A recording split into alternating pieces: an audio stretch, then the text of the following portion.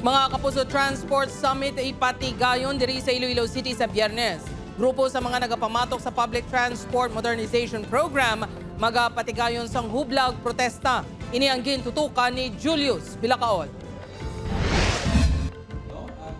Ginalauman nga magalabot sa 250 ka lideres kag representante sa mga transport cooperative kag corporation sa Western Visayas ang magatambong sa igapatigayon nga Transport Summit diri sa Iloilo City sa Biyernes. Ang summit ang ginapangunahan sang Western Visayas Alliance of Transport Cooperatives and Corporations Incorporated. Pinaagi sini, nagalaom ang mga partisipante nga masabat ang ilang mga palamangkutanon ilabi na sa pagpatuman sang Public Transport Modernization Program.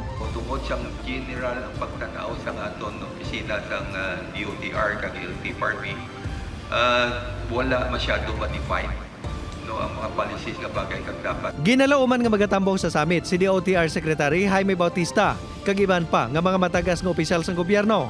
Sanggin pamangkot kon madala sa diskusyon ang kausa sa mga unconsolidated POJs, operators kag drivers. Ginpanindugan sang grupo nga ini ang para lang sa mga nakapakonsolidate.